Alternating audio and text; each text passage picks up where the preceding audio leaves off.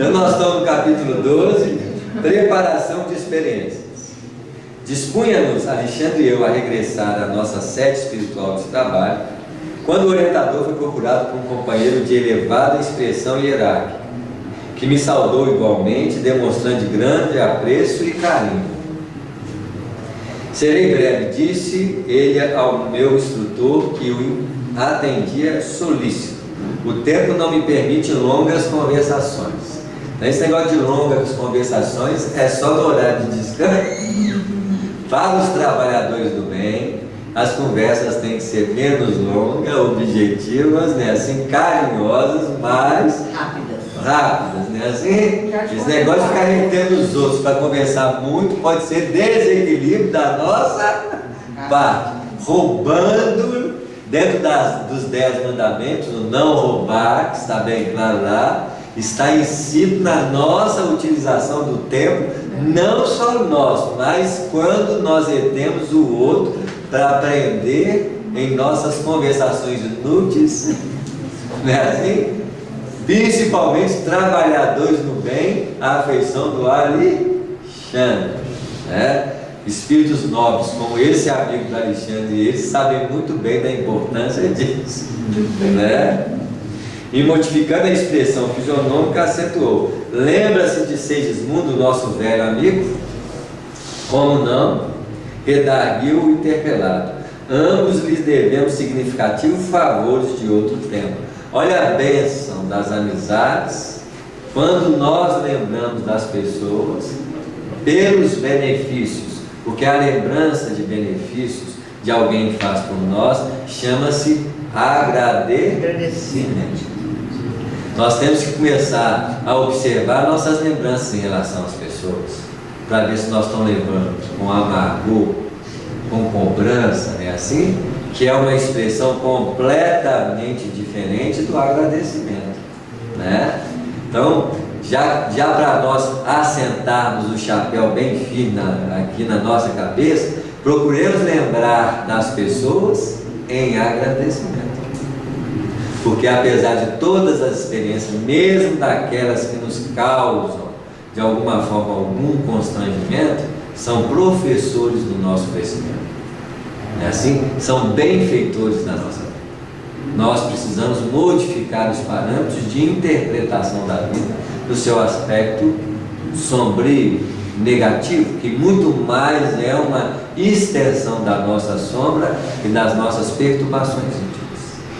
E esse engraçado chama atenção, porque quando a gente fala que a gente tem que lembrar dessa forma, né, de agradecimento às pessoas, nos remete assim, a lembrar de pessoas que nos prestaram algum tipo de favor, né, algum tipo de ajuda em determinada época da nossa vida, né? Quando você falou isso, eu me lembrei na hora de uma pessoa que foi muito bondosa numa época muito difícil da minha vida.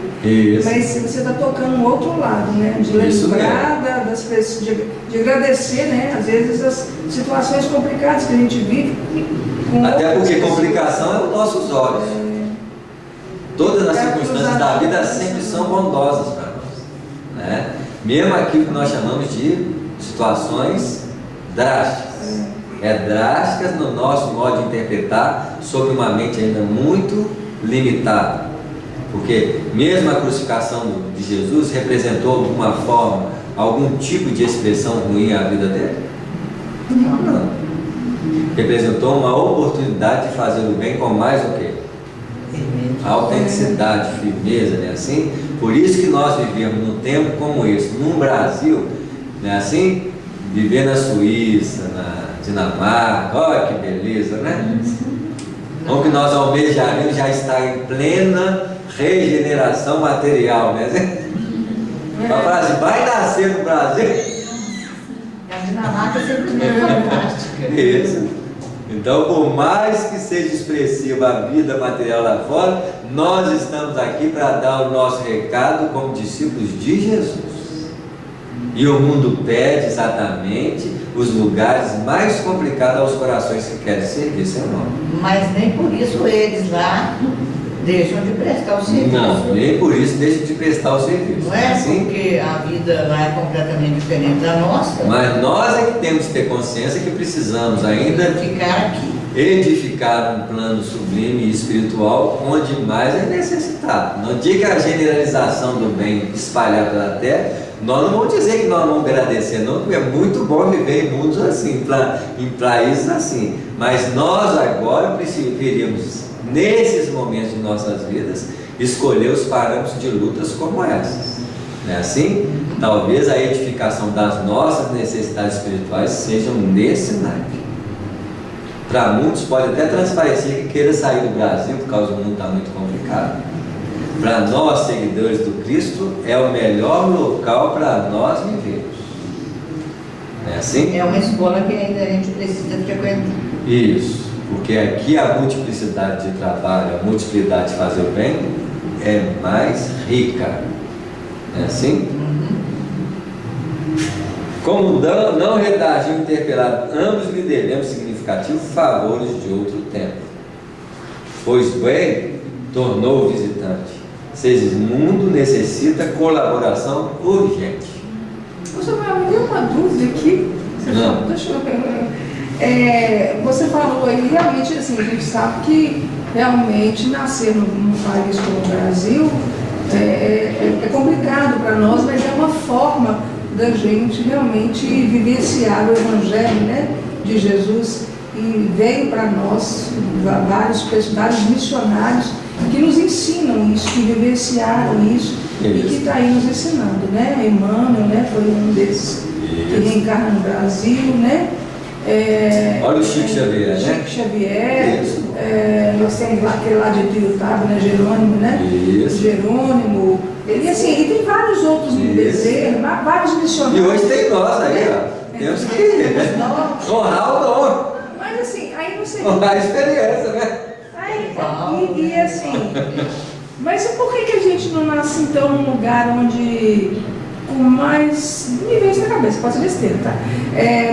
Com mais necessidade, com mais, por exemplo, não, eu vejo, por exemplo, que apesar das nossas dificuldades, existe país com situações muito piores. Com certeza. Acho que a gente tem que agradecer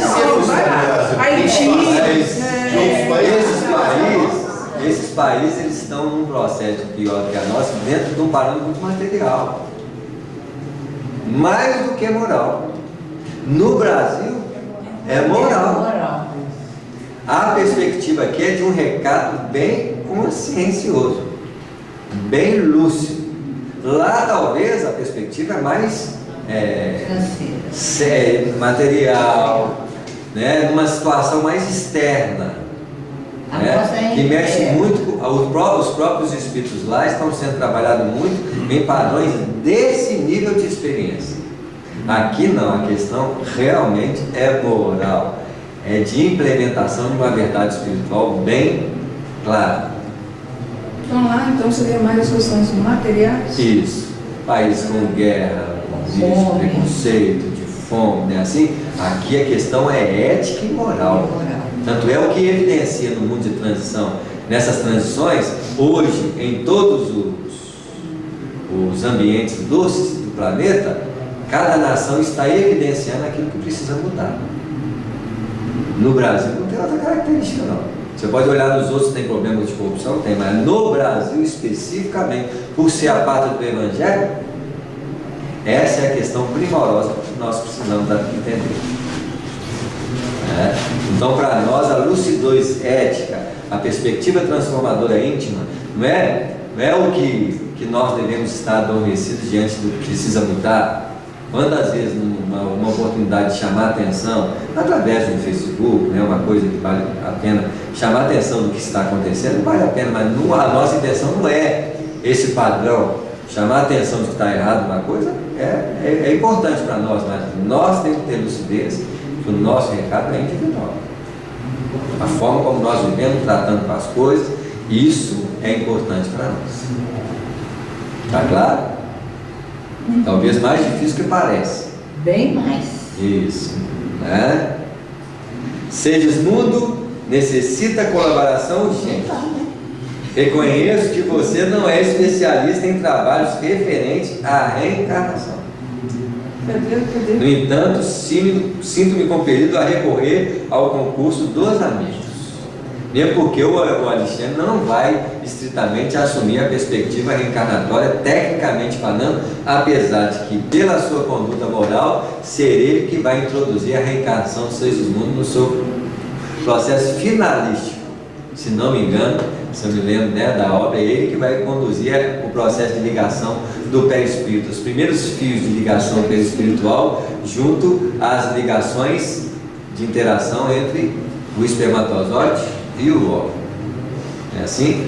Porque se o espermatozoide e o óvulo desenvolve intercâmbio no processo daquilo que nós chamaríamos de trocas entre dois núcleos, né, que no Evolução em Dois Mundos tem 2 capítulos tratando-se da simbiose de natureza bio e espiritual, né, assim?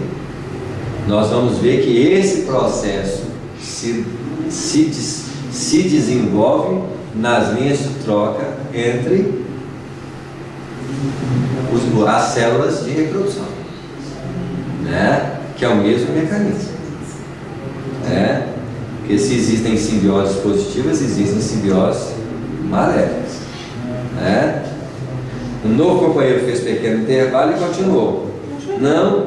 Hã? Estou perdida, senhor. Está logo no início aqui, depois do parágrafo, pois bem. Agora é o novo companheiro. O novo companheiro fez pequeno intervalo e continuou. Não se esqueceu você de que o nosso amigo, não obstante os rasgos de generosidade, assumiu compromissos muito sérios no passado. Então você vê que a generosidade vem contrabalança para esses momentos de intervenção espiritual, mas não não tem contrapeso em relação aos compromissos efetivados com pessoas e situações. Modifica. Olha onde modifica. Exatamente na intervenção, por exemplo, de um Alexandre nesse processo reencarnatório, né? Ter Alexandre no processo reencarnatório é propício, não é assim? Para que as coisas aconteçam melhor. Sim. Isso aí eu tive uma dúvida lá atrás. Você acredita nisso aí? Você vê, o companheiro ajudou os dois, ele era generoso mesmo, talvez desapegado financeiramente, nunca pensava 2 vezes em ajudar alguém que precisasse, mas mesmo nessa atitude generosa, ele ainda fez o quê? Acometeu-se do mal. Apesar da sua generosidade, ele tinha que reestruturar o processo do passado espiritual, né? Só que ele vai reestruturar baseado em conceito de apoio daqueles que ele beneficiou, né? Tá claro? Sim, respondeu o orientador.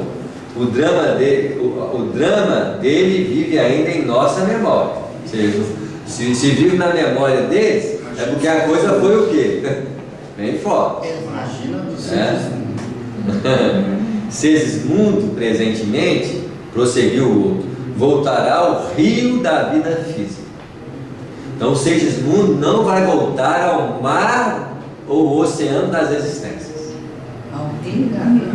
Isso, porque se é um rio da vida física, ele está baseado dentro da lei de causa e efeito, fundamentado na justiça, que corre. Por isso a expressão simbólica de João Batista, que batizava no rio e não no mar. Nossa, Isabel, peraí, É assim? Não, é que eu perdi aqui. Ele fala isso aqui, que ele volta ao rio da Ele que vida. fala, como é que os nossos amigos espirituais estudam o Evangelho voltará ao rio da vida. sutilmente. Olha só, isso é estudo do Evangelho. Voltará. Interpretação simbólica do Evangelho. Voltará ao rio da vida física. Ele não falou rio ali à toa. Ele poderia falar oceano das existências. Não poderia? Com as águas da vida física. Ou nos lagos das reencarnações específicas. E rio, É assim? Então o rio representa a reencarnação voltada aos parâmetros da justiça. Ele já estava com uma consciência que deveria trabalhar a retificação da consciência. Ele é a expressão simbólica da necessidade de batismo com João Batista. Vós que plano no deserto, não é assim? Endireitai as veredas, não é assim? Então, são espíritos que precisam retificar, até porque já tem o merecimento para isso, já tem consciência em relação a isso, né? A situação o exige e não devemos perder a oportunidade de encaminhá-lo ao necessário resgate. Então já é procedimento de resgate. No oceano das experiências, muitas vezes não é resgate, é experiência de consolidação das bases de justiça. Consolidação. Das bases para a justiça. Então precisa de muita reencarnação, de experiência, de surpresa, de ato, de não ato, de reações, até que começa a falar assim, não posso mais fazer isso. Então aí virou o quê? Reencarnações específicas em rios, e não mais em oceano. Segundo está informado, Raquel, a pobre criatura que ele desviou em nossa época de laços afetivos mais fortes, e Adelino, o infeliz marido que o nosso irmão assassinou em lamentável competição armada, já se encontra na costa desde há muito, e há 4 anos religaram-se nos elos do matrimônio. Tudo está preparado a fim de que Segismundo regresse em companhia da vítima e do inimigo do pretérito, no sentido de santificar o coração. Será ele, de conformidade com a permissão de nossos maiores, o segundo filho do casal. Todavia, estamos lutando com grande dificuldade para localizá-lo. Infelizmente, Adelino, localizá-lo lá. Infelizmente, Adelino, que lhe será o futuro pai transitório, repele-o com calor. Tão logo surgem as horas de sono físico, trabalhando contra os nossos melhores propósitos de harmonização. Ele não quer aceitar. Não quer aceitar a presença de Segismundo no processo reencarnatório, mesmo que ele escolheu que isso acontecesse antes de reencarnar. Está fugindo do compromisso. Né? Essa trama, ela lembra muito a trama anterior, né? Provavelmente Raul junto do companheiro assassinado. Ih, vai ter a mesma. Como é que chamava a esposa? Esqueci o nome, Raul. O Raul junto com o Esther provavelmente terão que receber o antigo amigo do Raul que ele tirou a vida. Talvez eles não tenham tanta consciência como no caso de Segismundo. Pode ser uma representação de um encontro, um trocamento entre o mar e assim? No caso de Segismundo não, já é rio, né? Não é específico. Em vista disso, o trabalho preparatório da nossa experiência tem sido muito moroso e desagradável. Tem encontrado obstáculo. Trabalho preparatório, né? Todo trabalho preparatório está encontrando o quê? Obstáculos. E Segismundo, indagou o mentor preocupado, qual é a sua atitude dominante?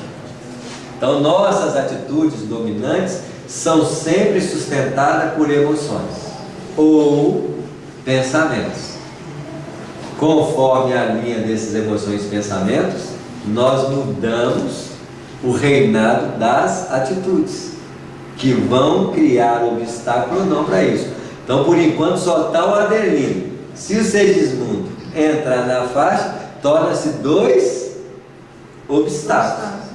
Podendo com 2 agentes de 3,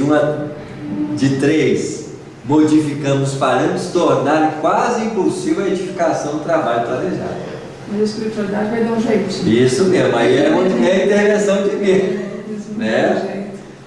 Herculano, o mensageiro que nos visitava, informou em fraternal interesse. A princípio animava-se da melhor esperança. Agora, porém, o rival antigo lhe oferece pensamentos de ódio e de ciúme. Olvidando compromissos assumidos em nossa esfera de ação, sente-se novamente desventurado e sem forças para reparar o mal. De outras vezes, enche-lhe de tristeza, de profunda revolta, e nesse estado negativo subtrai-se a nossa cooperação eficiente. Olha só como é que os estados emocionais, eles marcam a nossa personalidade. Enquanto é esperança, enquanto é sonho, é um estado. Começou pela tristeza, depois pela raiva, pelo ódio. Olha como é que os familiares menores dão a tristeza, chama a raiva, a revolta. E os irmãos vai tudo vir, né? Essa família é perigosa. Não é assim? Não é assim? Não é à toa que Jesus disse, não é assim? Quando ele falou, se amais mais a vossa mãe, a vosso pai, a vosso irmão, do que a mim, não é digno de mim. Numa primeira menção, nós estamos tratando de uma família consanguínea. Nós estamos ali, na verdade, compreendendo que Jesus falava de dois tipos de familiares: familiares dos estímulos emocionais negativos, ou os familiares dignos do amor dele, que é a compaixão, o amor, a fraternidade, o perdão.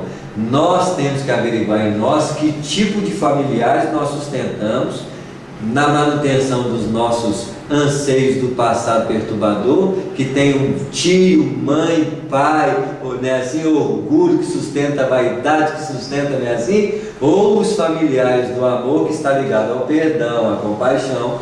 Temos que obter, é disso que Jesus estava tratando nesses ensinamentos, falando de um padrão de vínculos interiores que nós alimentamos dentro de cada um de nós.